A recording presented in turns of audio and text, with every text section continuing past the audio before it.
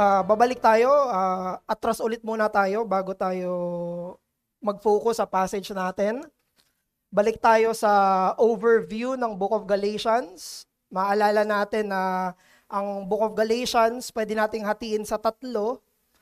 Chapter 1 saka chapter 2 ay patungkol sa introduction ni Paul. Pinapakilala niya yung sarili niya, paano siya na-save, paano siya nakilala ng ibang apostles, paano siya binigyan ng right hand of fellowship ng ibang apostles. Pero simula pa lang nung introduction niya, binungad niya na yung purpose niya. Sinabi niya, dapat ay walang ibang ebanghelyo na papaniwalaan sila kung hindi yung narinig nila mula sa simula. Pero, inelaborate niya yon sa chapter 3 at chapter 4. Lalo na sa chapter 3. Doon niya pinagtanggol, binigyan ng depensa, pinagdiinan na ang isang tao ay magiging matuwid lang sa harapan ng Diyos, papatawarin lang siya sa harapan ng Diyos sa pamamagitan lang ng pananampalataya. Hindi sa kahit anong seremonya, hindi sa pagtutuli, hindi sa kahit anong gawa ng kautusan, kung hindi sa pamamagitan lang ng pananampalataya. Pinukpok niya yun ng pinukpok doon sa chapter 3 hanggang chapter 4. Ngayon naman, nasa last chapters na tayo ng Galatians at ang pinaka-intention dito ni Apostle Paul ay tungkol naman sa buhay Kristiyano. Tungkol na to sa, okay, ito tayo sa harapan ng Diyos, chapter 3, chapter 4. Ngayon, ano naman yung buhay natin bilang mga tao ng Diyos?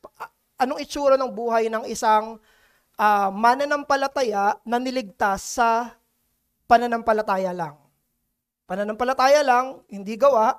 Ngayon, anong itsura ng buhay na yon? At ang pinaka-highlight ni Apostle Paul ay yung chapter 5 verse 1, kung saan sinabi niya, sila na meron ng pakikipag-isa sa Panginoong Jesus ay malaya na kay Jesus. For from freedom, you have been set free. Dahil pinalaya na kayo, justified, ngayon mamuhay kayo bilang malaya, sanctified. Yung buong chapter 5, patungkol yan doon sa pagiging pinatawad, pero namumuhay na ayon sa Espiritu. So, in Galatians 1:2, introduction, Galatians 3:4, law at faith, at chapter 5 at chapter 6 ay tungkol sa Espiritu at laman, spirit and faith. Ngayon, ang focus natin ay yung verses 24 at 25 at pwede nating isipin tong 24 to 25 bilang summary nung chapter 1. Verse 1 hanggang verse 23. Ito na yung dulo. Kasi next chapter, panibagong topic na naman yon. Relational na yan. Dito nyo na makikita yung carry each other's burden. Ayan na. So, bagong paksa na naman yon. Kaya hiniwalay ko rin yung verse 26. I think kailangan nating ng panibagong sermon dun sa verse 26 kasi transition yan. Papunta dun sa chapter 6. Pero itong verse 24 at 25, sinamarize niya yung buong verse 1 hanggang verse 23. So, dito sa 24 at 25, ito'y summary kung anong itsura ng totoong kalayaan kay Kristo. Hindi natatagpuan sa gawa ng laman, kung hindi sa pangunguna at bunga ng banal na Espiritu. Sinasabi dito kung ano yung nagde-define sa isang tunay na Kristiyano. Ano yung true liberty? Ano yung tunay na Kristiyano? Ang tunay na Kristiyano, according to our passage, ay kung paano natin dinidil yung kasalanan natin. Ang tunay na nagpapakilala sa isang tunay na Kristiyano ay kung paano natin dinidil yung kasalanan natin at kung paano tayo tumutugon sa pangunguna ng banal na Espiritu. Tignan natin verse 24-25. Tignan niyo verse 24. Sabi doon, all who belong to Christ. Sino yun? So, dinefine niya, sinamarize niya, sila na mga kasama, nasa ilalim ng Panginoong Hesukristo. In other words, sila na true Christians. Anong ginagawa ng true Christians? Sa verse 24. Have crucified the flesh with its passions and desires. Sila na kay Kristo, anong ginagawa nila? Pinapako nila. Kinukrucify nila. Alin? Yung laman, kasama ng mga kagustuhan ng laman, kasama ng mga tendencies ng laman. Binabalik tayo nito doon sa verse 17 at verse 19, no? yung flesh against the spirit. Binabalik tayo dun sa verse 19, yung works of the flesh nung nakalista. Binabalik tayo. Lahat ng yon, sabi ni Paul, lahat ng yon, pinapako ng mananampalataya. Hindi sinasabing walang kasalanan yung mananampalataya. Hindi sinasabing sinless yung mananampalataya. Sinasabi ng verse 24, yung mananampalataya, meron siya ng mga to, pero pinapako niya. Kinukrucify niya. Yun yung nagde-define sa true Christianity. Ito ay based sa pagpatay sa kasalanan, hindi sa religious performance. Hindi to tungkol sa mga ritual na ginagawa, sa mga tradisyon na ginagawa, kung hindi sa papano kung dinidil yung sarili kong kasalanan. Ang sabi ni Apostle Paul, this is basic Christianity. Ito yung totoong Kristyanismo. Now, verse 25.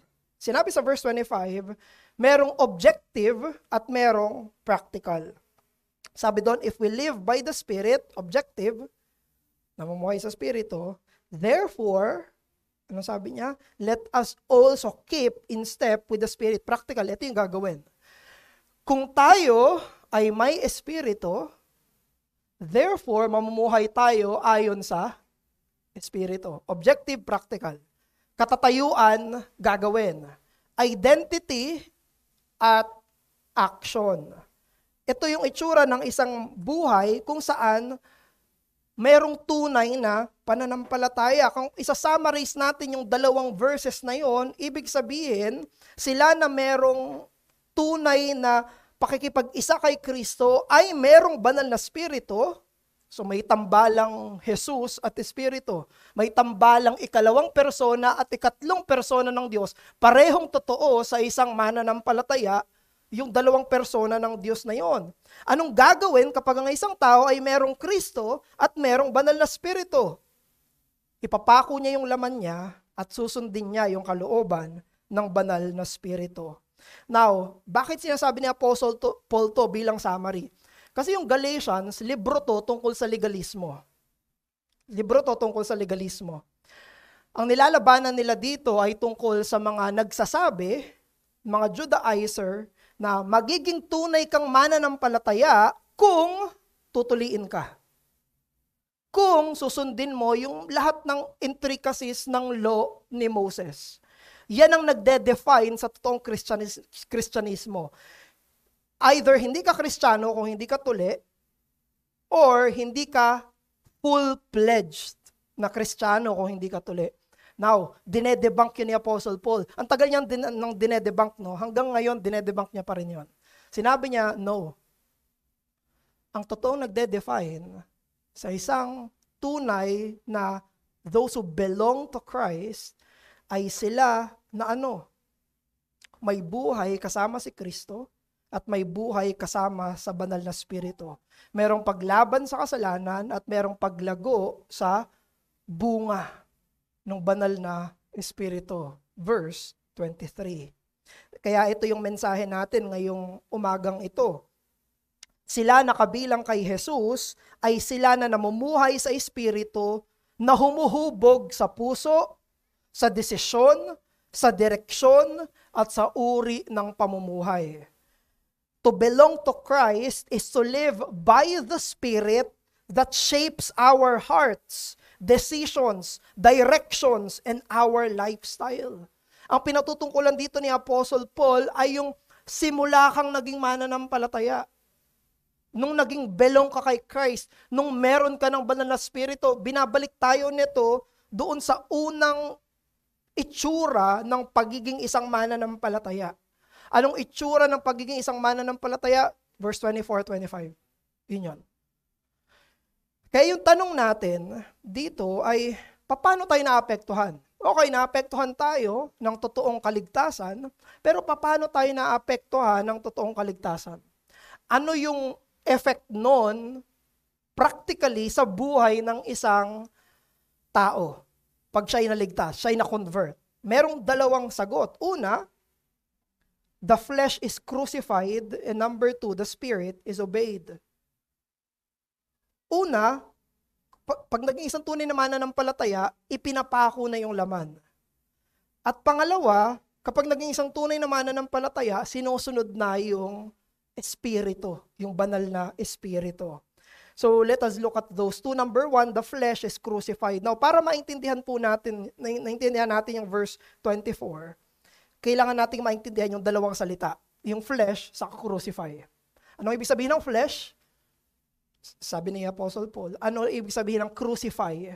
According kay Apostle Paul. Now, yung vocabulary ni Apostle Paul na flesh, ang original ay sarx, hindi ito tungkol sa flesh as in physical body. Okay? Ang Bible ay clear, hindi masama ang physical na katawan. Hindi masama ang physical na katawan. Pag sinabi ni Apostle Paul na flesh, sarx, sa lahat, karamihan sa letters niya, ay tungkol ito sa pagiging tao natin sa ating pagkamakasalanan. Yung disposition natin na pagiging makasalanan. Ano yung kabilang doon sa flesh? Ito ay ang panloob na rebellion natin sa harapan ng Diyos. The flesh is against God Himself. Yung rebellion natin sa harapan ng Diyos, flesh yun. Yung pinakaugat ng lahat ng kasalanan ay yung laman. Ang laman ay hindi lang isa sa mga kasalanan, ito ay yung ugat ng lahat ng kasalanan. Kaya yung nakalista sa verse 17 to 19, anong tawag doon sa mga yon? Works of the flesh. Kaya nagagawa yung lahat ng nasa verse 17 hanggang 19, kung titignan nyo lahat ng yun, pag sinabi doon na sexual immorality, impurity, sensuality, idolatry, sorcery, enmity, strife, jealousy, rivalries, dissension, drunkenness, envy, orgies, lahat ng yun ay dahil sa laman. Ang pinakaugat, yung pinaka nasa ilalim ay yung laman. Yung mga yun ay ebidensya lang ng laman. Yun ay fruit lang ng laman. Now, etong flesh rin na ito ang nakikipaglaban sa banal na spirito, Galatians 5 verse 17. It's opposing the spirit. Kaya itong flesh na ito na binabanggit ni Apostle Paul ay yung lumang tayo. It is the old you. Ito yung inalipin tayo sa ilalim ng kasalanan bago tayo naging mananampalataya. Ito yung lumang ikaw. Yung flesh na binabanggit ay yung lumang ikaw. Mananampalataya, ito yung lumang ikaw. At sinasabi doon yung flesh ay may passions at desires. Proclivities ito. Ito yung gusto ng laman. Now, ano daw ginagawa ng isang believer doon sa laman na yon? Crucify. Of course, ang ibig sabihin ni Apostle Paul doon ay metaphorically, hindi yun literal. Yun ay metaphorical, yun ay isang idea kung saan ang isang mananampalataya sa kanyang laman ay meron ng radical at deliberate break doon sa old sinful nature niya. Ito'y ginawa sa nakaraan, kaya nakalagay dyan past tense. Those who belong to Christ have crucified. Tapos na. Have crucified the flesh with its passions and desire. Ang isang mananampalataya sa oras na naging mananampalataya siya, tinalikuran niya ang kanyang kasalanan at tumingin siya kay Hesukristo at itinanggi niya ang laman. Now, binanggit ni Apostle Paul, pwede niya namang sabihin yung sinabi niya sa Romans 8:14-15 na mortify, no? Pero dito ang ginamit niya, crucify. Hindi niya sinabi lang, pwede namang sabihin yun, no? Hindi niya sinabi na, those who belong to Christ have mortified the flesh. Pero dito, ang ginamit niyang salita ay crucify. Ipinako sa krus.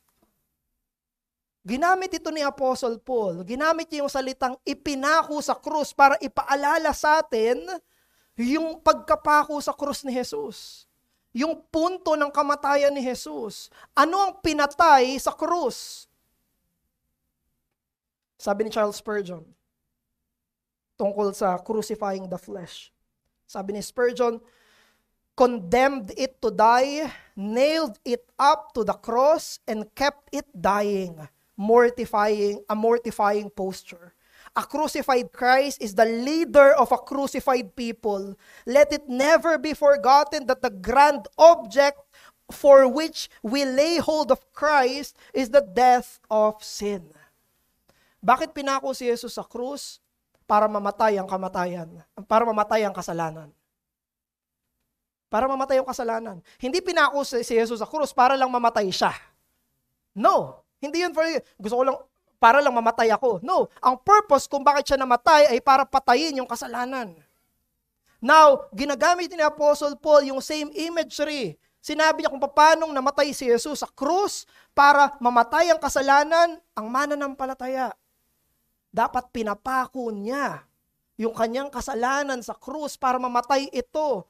Inaanino yung ginawang pangkaligtasang gawa ni Jesus sa pangbuhay na malaya ng isang mananampalataya. And who is doing this? Sino yung gumagawa ng pag-crucify sa flesh? Yung mananampalataya. Hindi yan gagawin sa'yo ng ibang tao.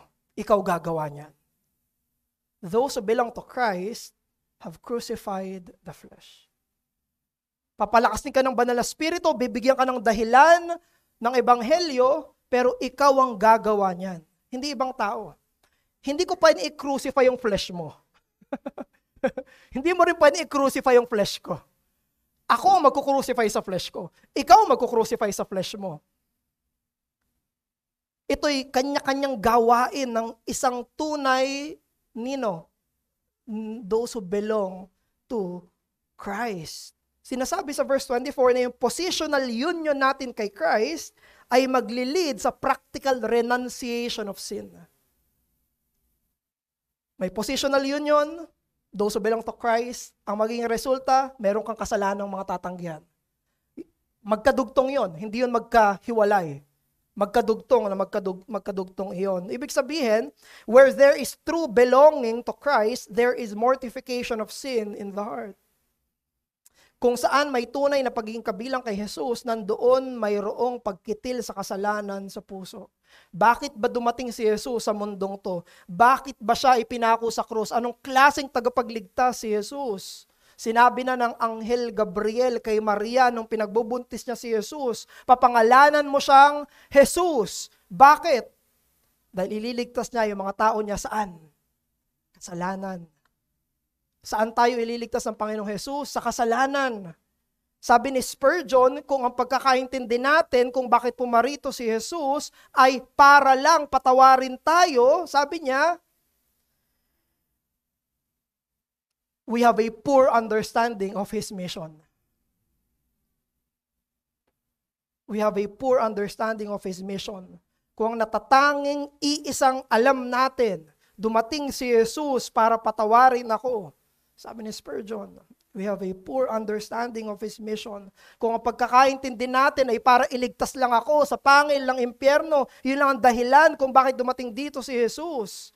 We have a poor understanding of His mission. You see, ang kaligtasan ni Kristo ay hindi lang nagliligtas sa pangil at parusa ng kamatayan, kung hindi maging sa kapangyarihan ng kasalanan. Nililigtas tayo mula sa lakas ng kasalanan, mula sa presensya ng kasalanan. Sinasabi ng mga reformers, yung duplex gratia, double grace, dalawang biyaya. May biyayang nagpapatawad at may biyayang nagpapabanal. Ang ibig sabihin nito, sila na kay Kristo ay merong pakikipag-isa sa Kanya, sa Kanyang pagkapako sa krus. He is a Savior who calls us to take up our cross, deny ourselves, and follow Him by putting our own flesh to death. Kaya kung hindi ka pa mananampalataya, kailangan mo maintindihan to. Kung mga bata, mga hindi pa mananampalataya, you should understand this. Kailangan maliwanagan ka dito. Hindi magbabago ka tapos magiging kang Kristiyano. Hindi ganon. Magiging kang Kristiyano saka ka magbabago. Hindi yung pagbabago mo ng buhay ang paraan para tanggapin ka ng Diyos. Hindi yung magbabago na ako, okay, Christian na ako. Hindi ganon. Hindi moral reformation ang paraan para maging mananampalataya.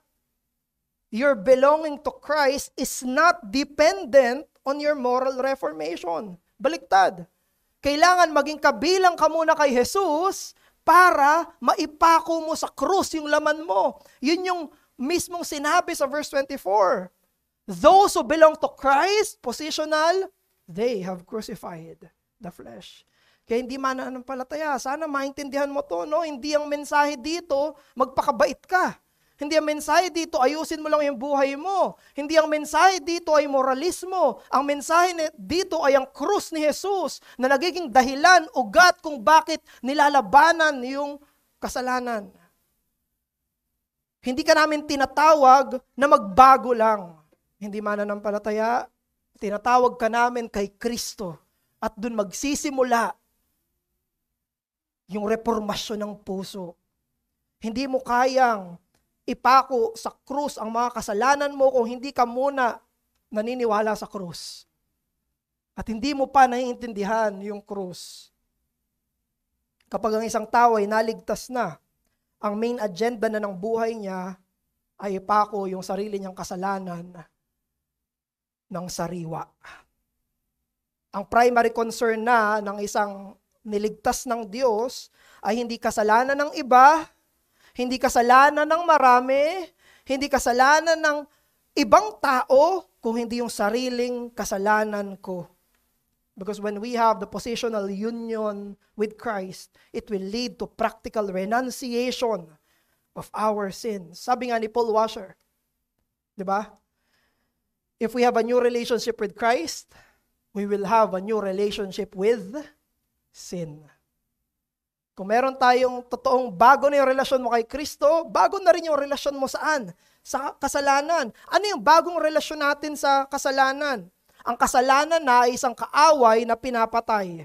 Isang kaaway na pinapako sa krus. Isang kaaway na gusto nating alisin sa buhay natin. Yung kasalanan ng nag-iisang kaaway na hindi dapat mahalin. May mga kaaway na inutusan tayong mahalin natin. Pero ang kasalanan, hindi yan minamahal. Yan ay pinapatay. Siguro nakita nyo na yung balita doon sa Cavite 4th District Representative, si Francis Kiko Barzaga. Naging trending siya doon sa sinabi niya na gusto niya i-death penalty yung mga umaabuso sa mga hayop. Sa mga pusa, aso, sabi niya dapat i-death penalty daw yung mga nag-aalaga ng gano ay na pumapatay ng mga alagang hayop. Sabi niya nga, kailangan i-firing squad daw yung mga yon. Meron din ako mga alaga sa bahay. Pero hindi naman ako pupunta sa ganong posisyon. Wala ring death penalty sa bansa natin. Noong 2006, inabolish to ni Gloria Macapagal-Arroyo. Kaya wala tayong death penalty dito sa Pilipinas. Pero bilang mananampalataya, naniniwala tayo sa death penalty.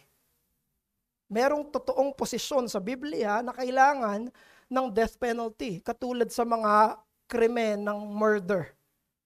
Malinaw yan, lumang tipan, bagong tipan, sa 4 na ebanghelyo, sa Book of Acts, napakalinaw na biblical ang death penalty. Pero ito'y para saan? Sa mga seryosong kasalanan. Para sa mga seryosong krimen. Hindi ito para sa mga bara-bara o sa mga ibang mga kasalanan. But remember this, when it comes to our sins, when it comes to our flesh, lahat ng kasalanan natin ay nangangailangan ng death penalty. Wala tayong kasalanan na sasabihin natin, itong kasalanan na to, wag muna. Itong mga medyo malalaking kasalanan ko, yan. Dapat i-death penalty. Remember, ang cross ay death penalty. In short, nung sinasabi ni Apostle Paul dito na have crucified the flesh, ibig sabihin, i-death penalty mo ang kasalanan mo. Lahat ng kasalanan natin ay nararapat ng kamatayan. Kaya si Jesus ay namatay para sa mga kasalanan natin. Therefore, ngayon bilang mananampalataya, kabilang na tayo kay Jesucristo, tinatawagan tayo na gawin yung pagpatay, pag-firing squad, pag-death penalty sa sarili nating mga nananatiling mga kasalanan All of our sins deserve to die. Lahat. Mula sa pinakamaliit na kasalanan ko hanggang sa pinakamalaking kasalanan ko, kailangan dapat patayin lahat yan. Walang matitira, ubos. No sin deserves to live freely in the hearts and lives of Christians. Wala dapat malaya na kasalanan sa buhay ng isang mananampalataya. Tayo rin ay dapat magkaroon ng holy outrage sa sarili nating mga kasalanan. Therefore, ito yung challenge sa iyo, believer, Christian. Kung paanong, alam mo nun, nung una kang naligtas, meron kang mga kasalanang iniwan. Mga malalaking kasalanang iniwan. Kung paanong meron kang mga kasalanan na ipinako nung una kang naligtas, tinatawagan ka ngayon na mulit-muli ipako yung mga natitira pa na mga kasalanan na nananatili sa iyo. Just as you have crucified major sins upon your conversion, continue to crucify the remaining sins that exists today. Nagawa mo na yun dati. Ituloy mo. Hindi pa tapos yung trabaho. Marami pa, meron pa, may nagtatago pa na mga kasalanan sa buhay natin na kailangang ipako sa krus. Yun yung kailangan na sabihan na ipako sa krus, kasalanan. Pero alam natin, ang crucifixion ay mabagal. Hindi ito madali ang pagpatay. It is slow process. Habang nakapako yung mga kasalanan natin, pwedeng humihinga pa to. Pumapalag pa to, nakikipag-usap pa to, pero hindi dapat sila pakawalan. Hindi dapat sila ibaba. Kailangan nilang manatiling nakapako. Paano? Una, ipanalangin natin na mamatay yung mga kasalanan natin. Pagdating sa kasalanan natin, may dalawa tayong prayer. Patawarin tayo ng Diyos at mamatay yung mga kasalanan natin. Gawin natin yun din yung pangalawa. Ipag-pray natin sa Panginoon, Panginoon, wag mo ko hayaang magawa ko to. Panginoon, tulungan mo ko na hindi ko ulit maulit ito. Panginoon, palakasin mo ko na mapatay ko ito. Pangalawa na pwede natin gawin ay saliksikin natin yung mga puso natin. We should search our hearts. Pwede nating tanungin yung sarili natin, meron na ba akong mga kasalanan na medyo tinotolerate ko na? Ano yung mga kasalanan na, sa kasalanan na yon hard ako. Pero ano yung mga kasalanan na lenient ako? Sabi ni Jerry Bridges, ano yung mga respectable sins sa akin? So, kailangan yan na sinesearch natin yung puso natin, yung buhay natin. Ang unang magsesearch sa atin dapat, sarili natin, hindi ibang tao. Kaya lang tayo masesearch ng ibang tao kapag hindi tayo self-searching sa sarili natin. Unang-unang magsesearch, kakap-kap sa atin, sarili natin. Ano yung mga kasalanan ko na medyo tinotolerate ko na? Na medyo sa akin ay medyo sinasawalang bahala ko na. May kanya-kanya tayo niyan. At minsan iba-iba yon. Pero kailangan pare-pareho tayo na ginagawa natin yon. Pangatlo na pwede natin gawin para mapatay yung kasalanan natin ay pangalanan natin ito. Hindi natin mapapatay yung mga kasalanan natin kung walang pangalan. Kung medyo vague.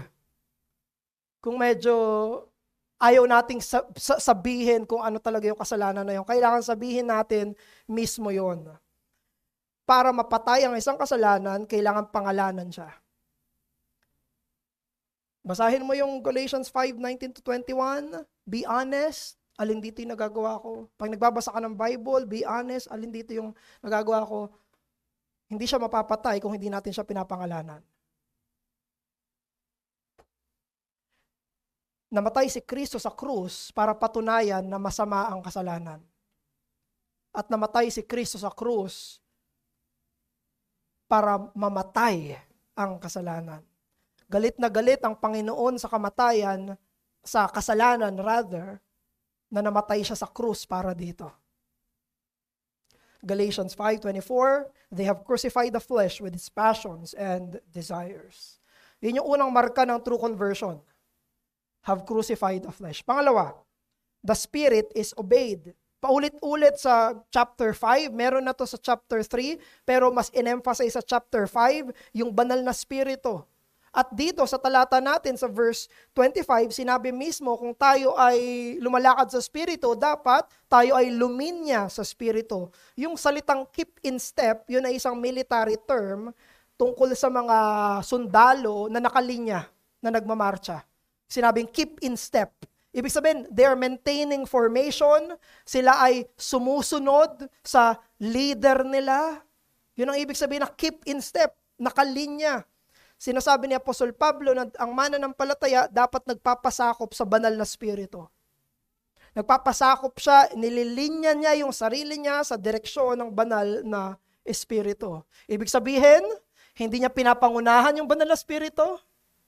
Hindi rin siya naiiwan sa utos ng banal na espiritu.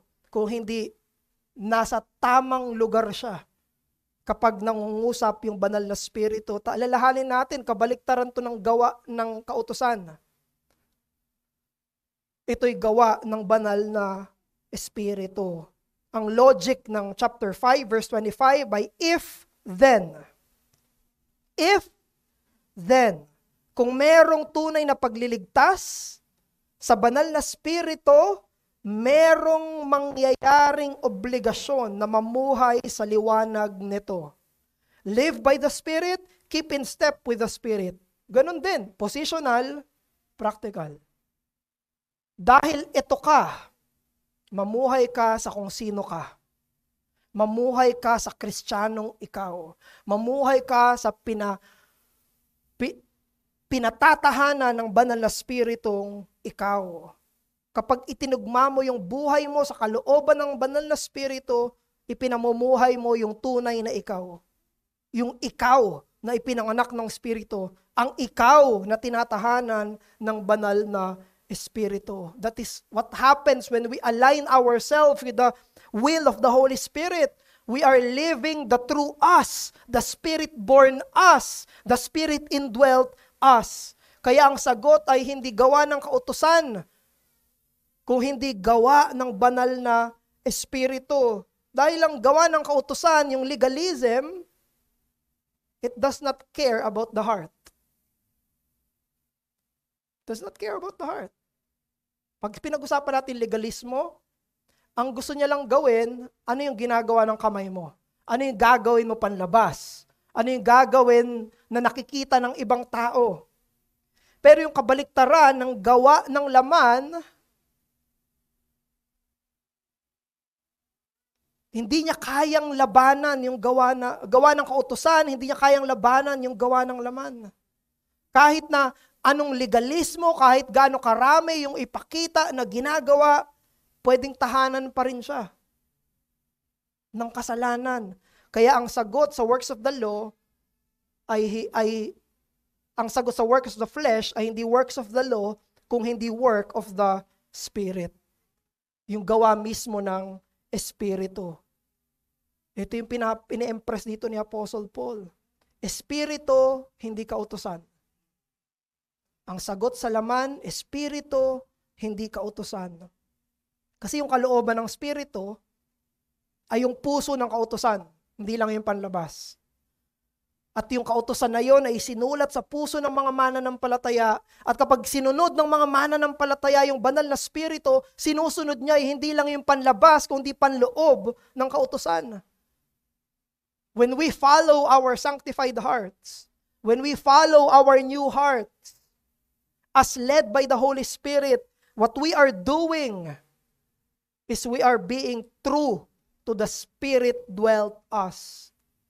Ang ibig sabihin ni Apostle Paul, kung Kristiyano ka, mamuhay ka bilang Kristiyano.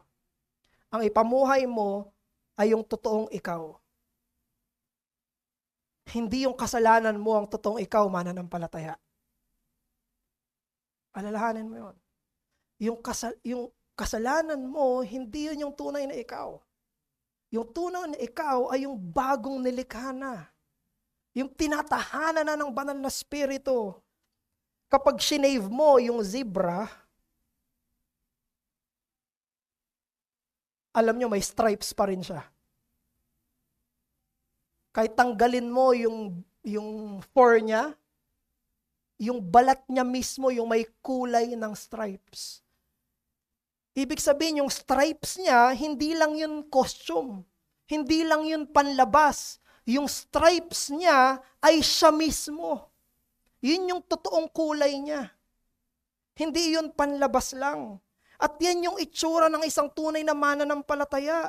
Ang isang tunay na mananampalataya ay binigyan na ng bagong buhay ng banal na spirito. Hindi niya lang tayo binigyan ng bagong behavior, bagong tradisyon, bagong ginagawa. Ang itinuturo sa atin ng bagong tipan, binigyan niya tayo ng bagong kalikasan. Bagong ikaw. Hindi yun conversion. Nagbago yung taste mo sa music. Pag naging Christian ka, na Christian music na. Yun ang sinasabi natin. Hindi yun ang nagbago. Ang nagbago yung puso. Sa conversion. Sinulat niya na yung kautusan sa puso natin. Binigyan niya tayo ng bagong passions at desires. Ginawa niya na tayong new creation. Ang ginagawa ng banal na spirito sa kaligtasan na hindi tayo dinedecoratan. Binabago niya tayo mula sa loob, palabas. At yung kabaliktaran ng legalismo. Yung legalismo, pinipinturahan niya lang yung isang maliit na kabayo ng stripes at tatawagin niya yung zebra. Ang binabago lang yung panlabas. Tapos sasabihin, yan ang Kristiyano. No. Ang totoong mananampalataya ay tinatahanan ng banal na spirito. Binabago ng ebanghelyo. Kaya kahit na ang isang mananampalataya ay nararamdaman niya na mahina siya, nagkukulang siya, nadadapa siya, pero yung tunay na loob niya ay binago na ni Kristo, tinatahanan na ng banal na spirito, sinelyohan na ng ikatlong persona ng Diyos. Brethren, you may feel that your life is messy. You may feel that your life is inconsistent. You may feel that your life is even sinful. Pero kung tunay kang mananampalataya, nananahan na sa iyong banal na spirito sa ilalim ng lahat ng panlabas ng mga pakikibaka na yon, you belong to Christ. Kaya't yung hamon sa iyo dito sa verse 25, refuse to believe that your sin defines you. Tanggihan mo yan. And live in light of your real identity in Christ. Huwag mong sabihin, nagawa ko tong kasalanan na to, ako na to, buong buhay ko.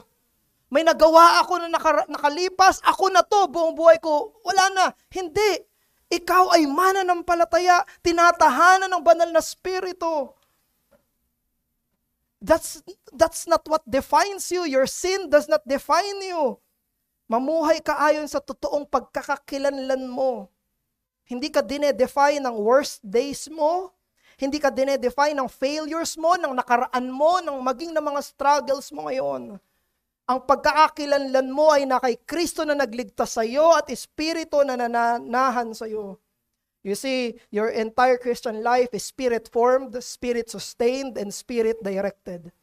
Ang hamon dito ay mamuhay ka ayon sa kung sino ka kay Kristo. Ayon sa banal na spirito. You see, yan ang gagawin ng sanlibutan sa'yo. Yan ang gagawin ni Satanas sa'yo. Yan ang gagawin sa'yo ng laman mo. Ililabel ka sa kasalanan mo. Ang gagawin sa'yo ng sanlibutan, ito yung kasalanan mo, ikaw na yan. Ang sasabihin sa'yo ng laman, kabanalan, imposible yan. Ang sasabihin sa'yo ni Satanas, makasalanan ka, wala kang pag-asa. At bubulungan tayo ng legalismo, kailangan mong pagtrabahuhan yung pag-ibig ng Diyos.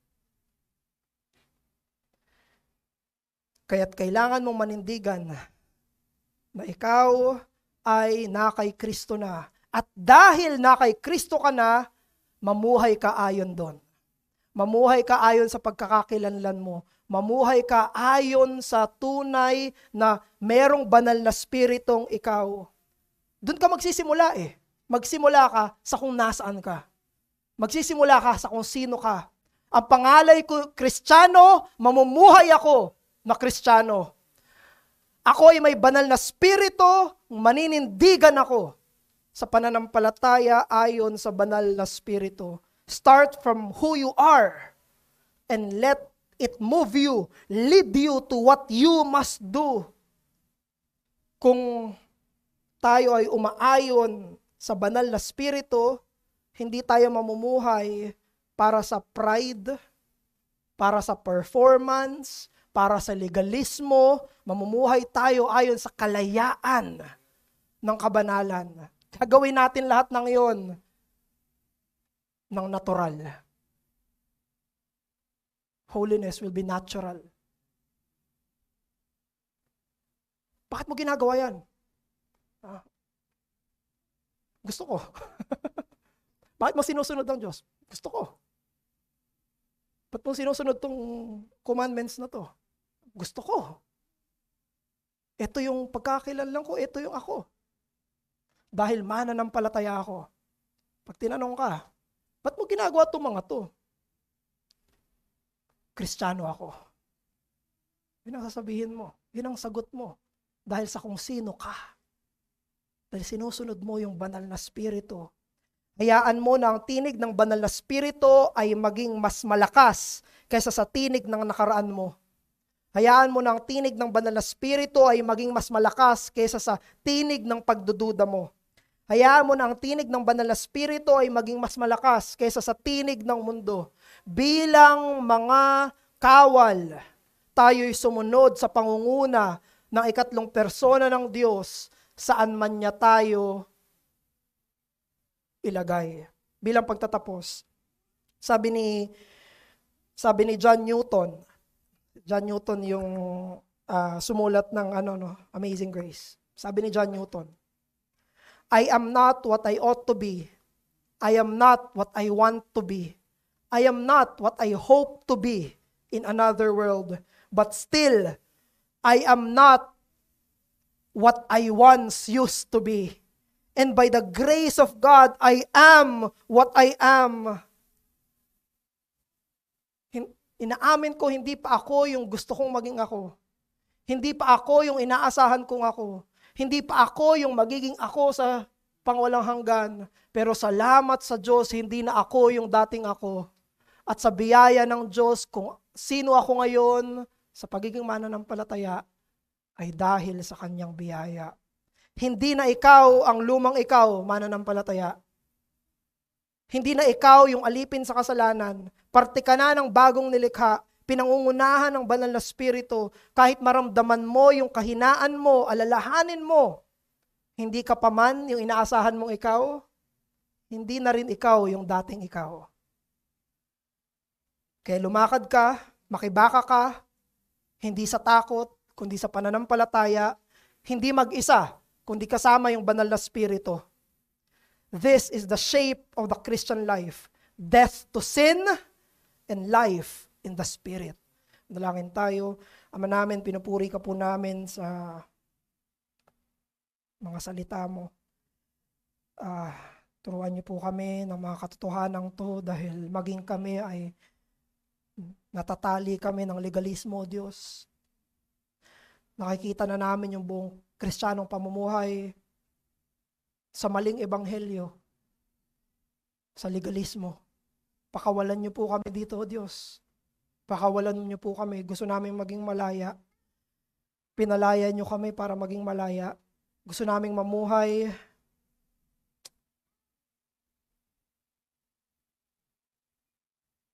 na hindi malaya yung mga kasalanan namin. Gusto naming mamuhay ayon sa kung sino kami sa bagong tipan. Tulungan niyo po kami, O Diyos, dahil alam namin mahirap to. Minsan, nagugulo kami ng mga panlilinlang, ginugulo kami ng kaaway, ginugulo kami ng kasalanan, pero palayain niyo po kami sa katotohanan, O Diyos. Matagpuan po namin yung totoong Kristiyanong kalayaan, masayang pagsunod, dahil sa kung sino kami.